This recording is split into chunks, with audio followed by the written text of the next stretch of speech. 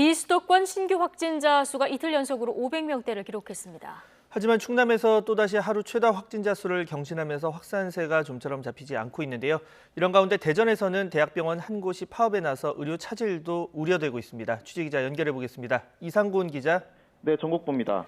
네, 비수도권 중에서는 최근 충남 확산세가 좀 걱정이 되는군요.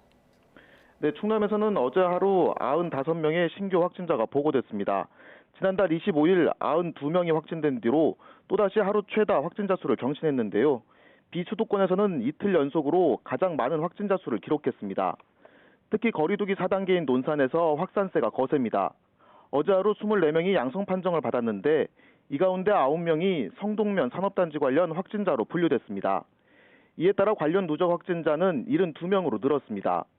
부여에서는 한국전통문화대학교를 매개로 2명이 확진돼 누적 확진자가 12명으로 늘었고 식당 2곳을 중심으로 외국인 등 7명이 확진됐습니다. 천안과 아산에서는 감염자와 접촉한 지인과 가족 등을 중심으로 산발적 감염이 이어지면서 41명이 양성 판정을 받았습니다. 전날 확진자가 나오지 않은 지역은 충남 15개 시군 가운데 홍성과 금산, 서천과 청양 등 4곳뿐입니다. 네, 대전 상황도 보겠습니다. 이 거리두기를 3단계로 낮췄는데 낮춘 첫날 확진자가 급증했다고요? 네, 대전시는 어제 사회적 거리두기를 3단계로 낮췄습니다. 최근 일주일 하루 평균 확진자 수가 37.7명으로 내려오고 자영업자들의 피해가 심각한 상황을 고려해 내린 조치라고 설명했는데요. 하지만 하향 첫날 61명이 확진됐습니다. 대전에서 60명대 확진자가 나온 건 나흘 만입니다.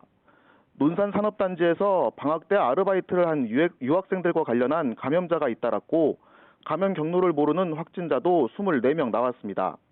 이런 가운데 정부와 보건의료 노조 간의 합의와 별개로 건양대병원 노조가 임담협 협상 결렬에 따른 전면 파업에 들어갔습니다.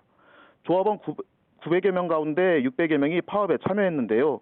응급실과 중환자실 등 필수 유지 부서에 투입되는 인력은 제외됐지만 파업 여파로 코로나19 중증 환자 입원 병상과 선별 진료소 등에는 대체 인력이 투입됐습니다. 대전 지역 확진자가 다시 급증한 가운데 전면 파업에 나선 병원까지 나오면서 파업이 장기화하거나 확대될 경우 의료 공백이 불가피할 것이라는 우려가 나오고 있습니다.